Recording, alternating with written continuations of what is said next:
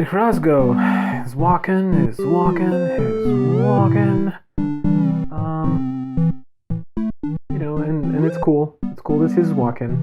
But so far we have kind of like a situation where our code is hard-baked to one guy, one dude, my dude.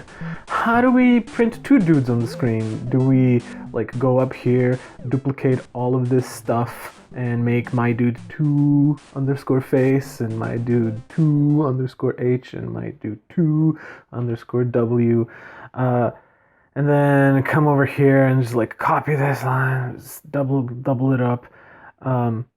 Like we could make a function. It's always a good idea to turn the tools that we use repeatedly into functions. So let's start there. Let's create a draw my dude function.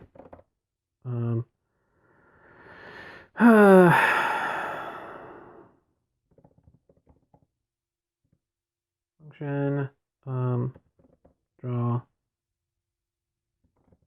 draw dude. And so basically we want the dude in here, right?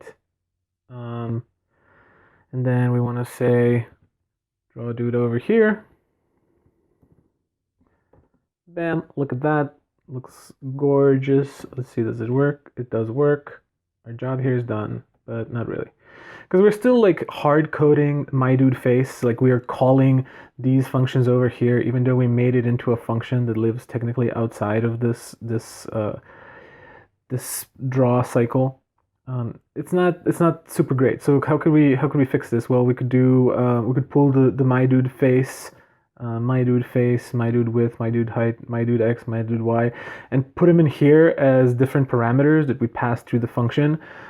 So we could say face. Oh, whoops! I don't need a comma. Face.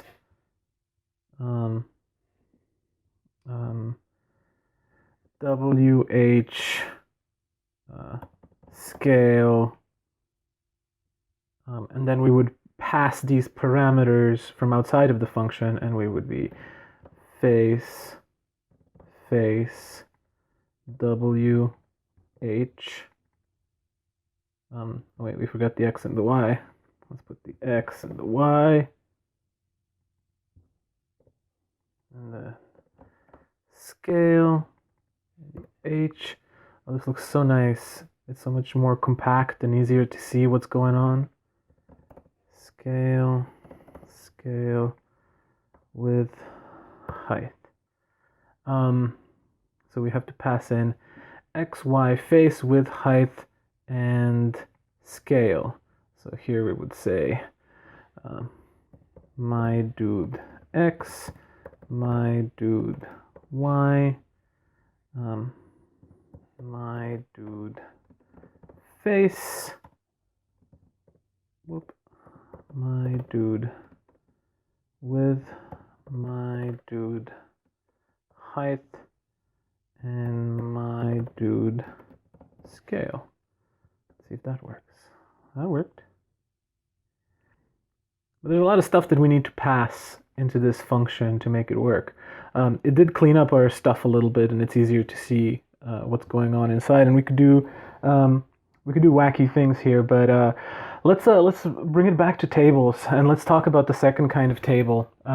Right, so like we have our first kind of table is up here, and this is like an array type table where every item has an address or a key that is a numeric key that starts with 1, and is however many like numbers. So it's 1, 2, 3, 4, 5, 6, 1, 2, 3, 4, 1, 2, 3, 4, 5, 6, and if you type in, wolf square bracket 6, you can get this last value out of the wolf table, right? But there's a different kind of table you can make, and that's a table that has strings as keys instead of integers. That can help us organize our dudes and create a situation where we can keep track of multiple dudes at the same time without having to duplicate the number of variables that we keep controlling. So yeah, so let's turn my dude into a table. My dude is going to be a table now, and I'm going to just clear out this part of all of these.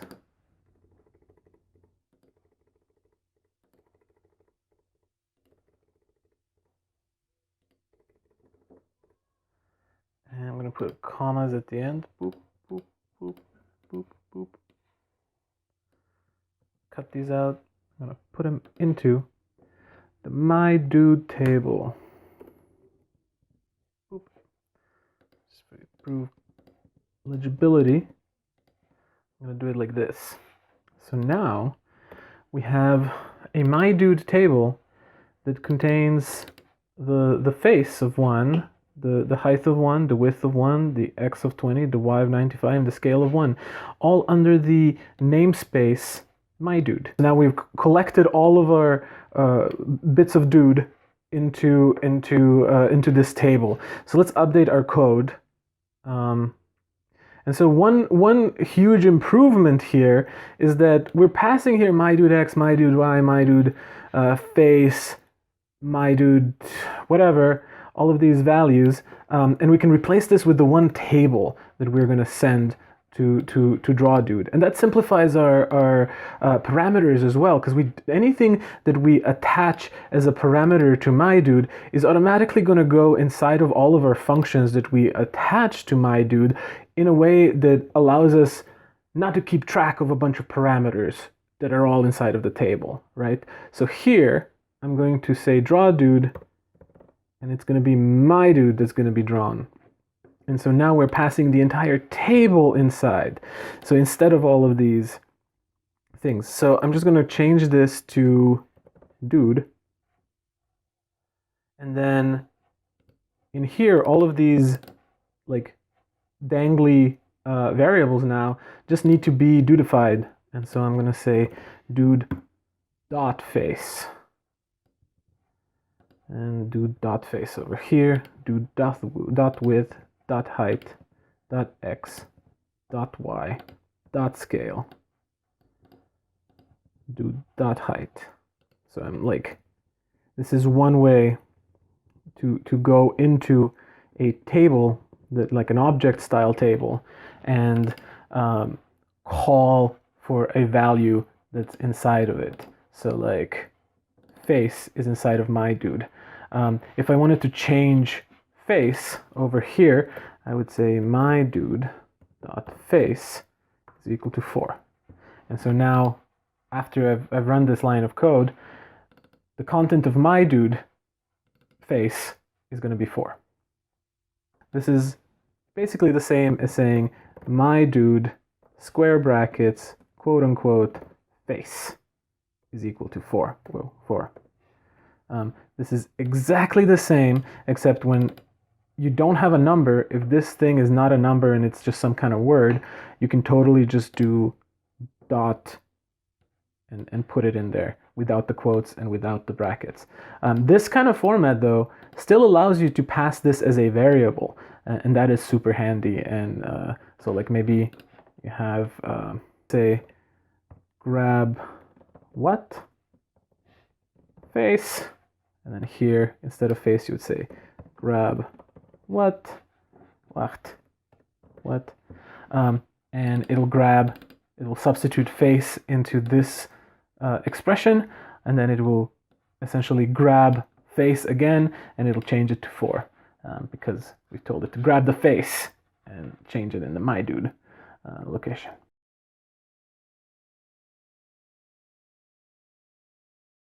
This is how you kind of like interact with tables of this sort. So let's see, what have we done here? We have applied that to our draw dude function. We just passed the dude. We passed my dude in here. My dude becomes dude for the purpose of inside of this function. And then runtime error, run blah blah blah blah blah, wob wob wob, my dude y, my dude. Oh, okay. So we're using the my dude y over here, but it's no longer that. it's myDude.y. We can still reach into tables and interact with the values outside of the object. It is just a good idea to know what exact object you're referring to. As soon as you start having multiple objects, you're going to see how it's very easy to get a little confused, and that there's no way to really get around that. Oh no. Okay, it's runtime error. Okay, there's more myDude underscores that are hiding in plain sight. So I just need to go back through here and fix all of these dudes.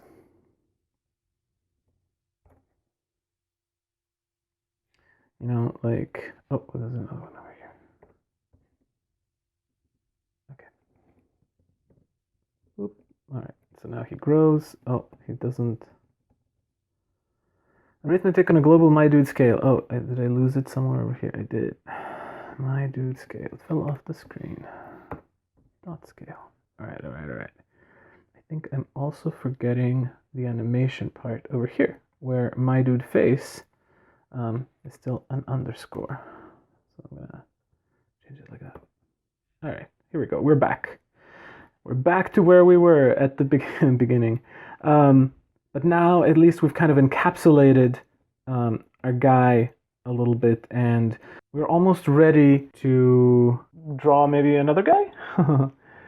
So we have cleaned out our namespaces. We've cleaned up, our dude is pretty much contained inside of this, and all of the variables that are related to our dude live inside of the myDude table. So let's try to duplicate myDude and create another myDude and then print both myDudes at the same time. This seems like it should be easy, right? You could say another dude is equal to myDude, and then maybe here we can say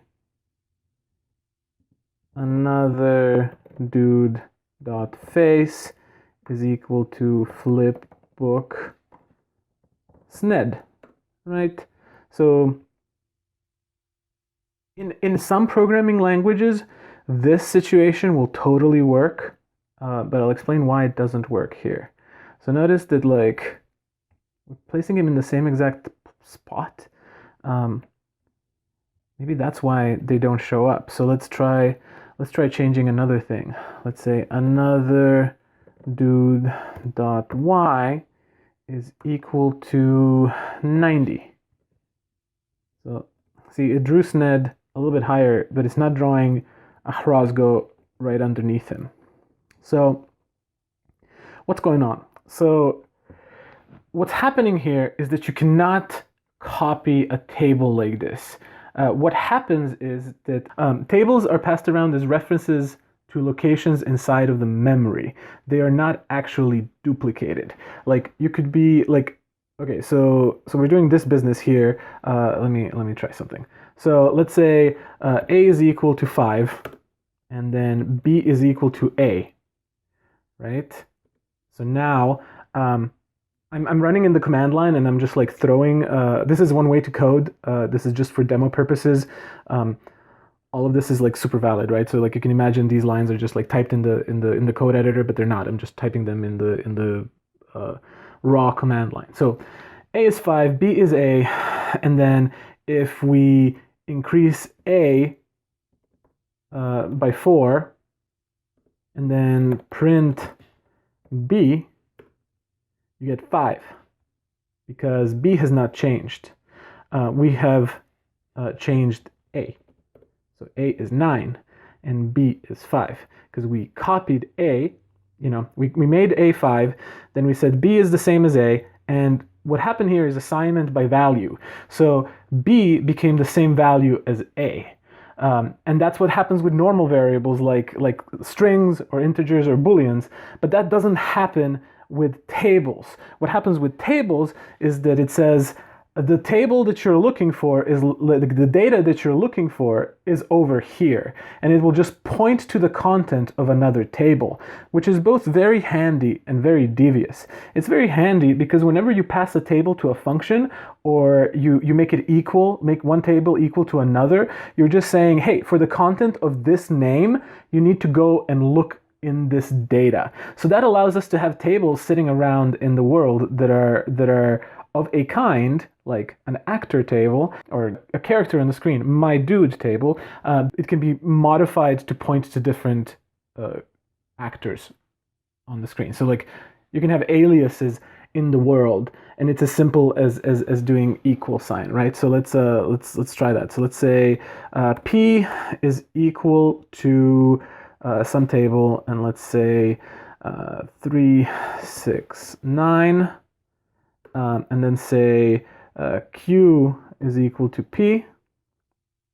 So now we're quote unquote copying P into Q. And then if we say P 2, so the second value inside of the P table is actually going to be 666.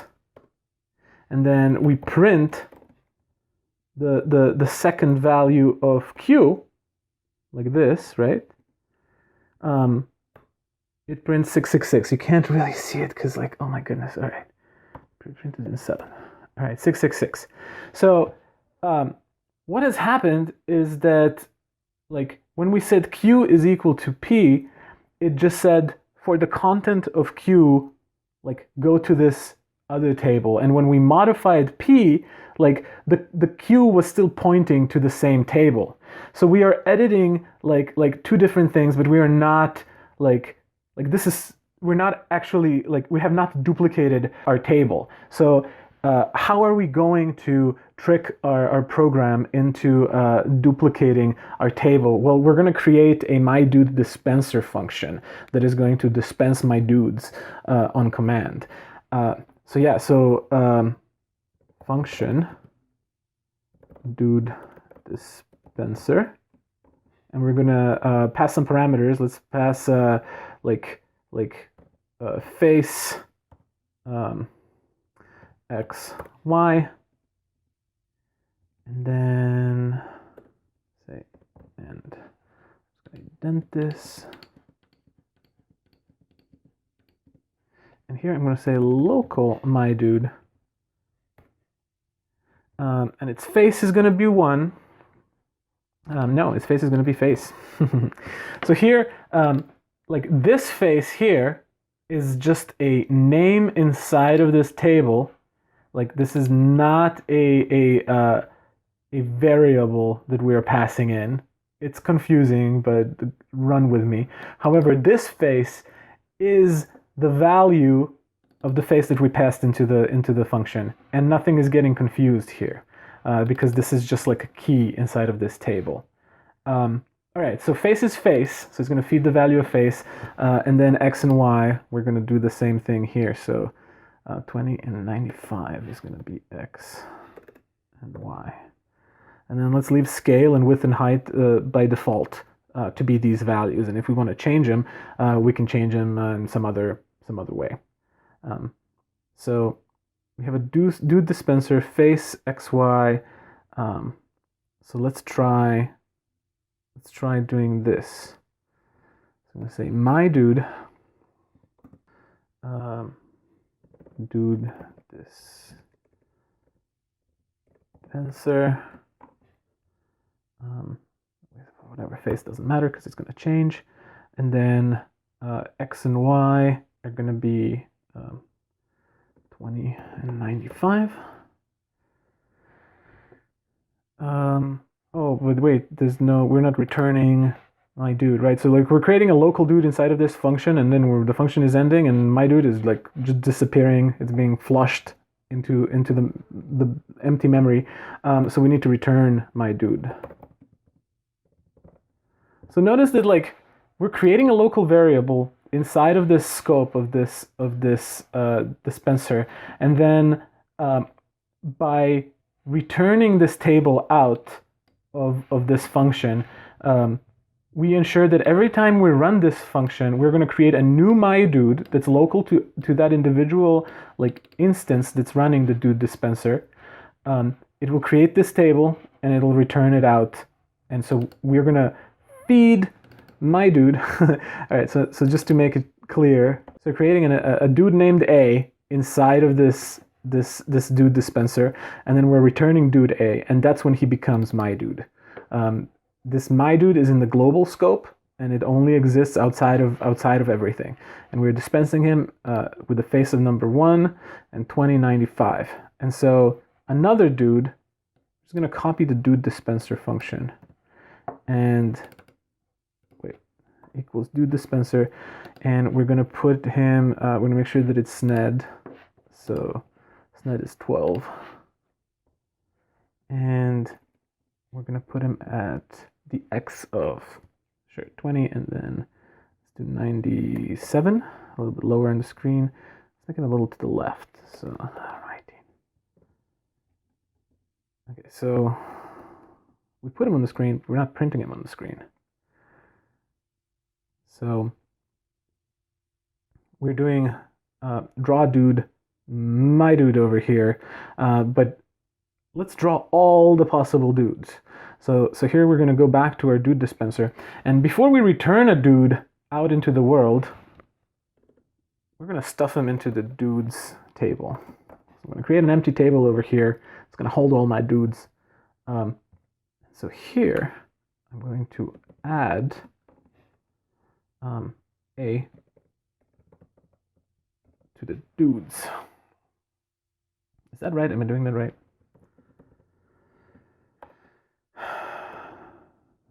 Table value. Oh, okay. So no, I did it wrong. So I'm adding to the dudes the table of A. So now this table of dudes is going to contain a bunch of object tables representing each of the dudes. And so we're going to grab a hold of all of our dudes. So in addition to having myDude and another dude in their own little variables, we are going to draw all the dudes at once instead of having to individually draw every one of the dudes. And I'm going to do that with the forEach function, and it's one of the table functions. For each table func. So the way this works is that for each item in table, call function func with the item as the single parameter. So for each myDude, draw dude. So for each myDude, for each dudes, draw dude. So notice that I'm not saying this with a function, even though draw dude is a function, and it usually when you call this function, you would want to call it with a dude in the back in here, you know, like myDude, right? Like draw dude, myDude is how we had it here before, and this is wrong to pass here. This is wrong to pass here as well, because this will actually execute this function and then feed it in as a second parameter of forEach, and that is not what we want to do. We want to like let it know which function to run, and so we're going to tell it that like the function that's located at this namespace is the function that you need to run. So we're not running the function here, we're letting the forEach actually run the functions. So let's see what that does. All right, we have two of them. The scale is only affecting Hrosgo, and SNED just stays the same. But he's animating because of this line here. So this line now works. At first it didn't work, but now it does. Or rather, it did work, but it was overwriting our Hrosgo guy, myDude. But now another dude is a distinct other dude that you know, animates, and Hrosgo can go big and be all like, "Thou shalt not touch my snake friend," or you know, go teeny tiny.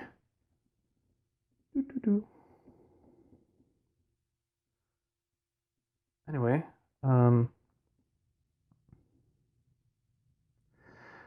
so that is how you can make particles or bullets or a bunch of dudes on the screen and draw them all with one function that like is dude agnostic and will work for any dude that you throw its way, whether it be Sned or Hrozgo. And you know, we can add a third dude here.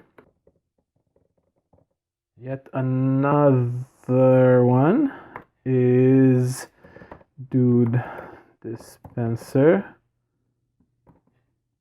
And so, okay, so here's another way to be a little bit clever here and make it so that if we pass an integer here, it will not animate. But if this value is a table, then we can like have it run the flipbook animation on it when it's time to draw the dude, right?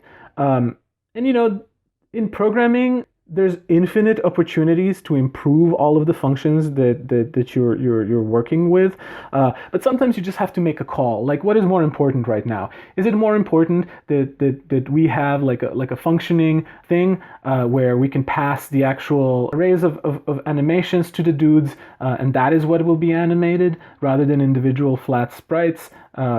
And that like extra functionality that like it's intelligent and will figure out what you want to do, whether you pass it like a single or a table. But like, you know, I think it's good enough. We're going for a sort of like sloppy yet graceful in another way design approach. If this was something that would significantly like reduce the number of lines of code down the line, if we animate every single one of our 700 like dudes that appear on the screen, like making this 700 lines of code would be stupid, at which point like collapsing this flipbook logic into draw dude is like the best way to go about it. But right now, because we only have 3 dudes and I'm not actually going to draw all of them at the same time anyway, this will be fine for our purposes, right? Duplicating this code. So let's just keep on trucking. Okay, so dude dispenser, it's gonna be Wolf, so I don't know what his number is, but it's gonna get overwritten. And then we're gonna put him a little bit ahead of both of them, so let's do 40 and 90, 95. And so another one, I'm gonna animate his face. Flip book. And say wolf. But another one is too wide, so we don't want just a marching wolf butt like this ahead of us. Want to make sure that yet another one's width is 2. And so now it'll all work. And we have all of the functionality that's connected to my dude still in place. But we have 2 more sprites that are, you know, marching on the screen alongside of these guys. Maybe I want Hrozgo to be on top of the wolf, so I'm going to change the way that we add them to the dispenser. So I'll actually put my dude under both of these. So I'll ensure that like when the time comes to draw for each, the way that they're drawn into the dude's table is going to direct how they're appearing on the screen, right? And that like, it works, but really Sned needs to be in the foreground. So let's move another dude underneath. Let's go. Alright, so now he goes in front of. Oh, and when he grows, he kind of like travels up a little bit.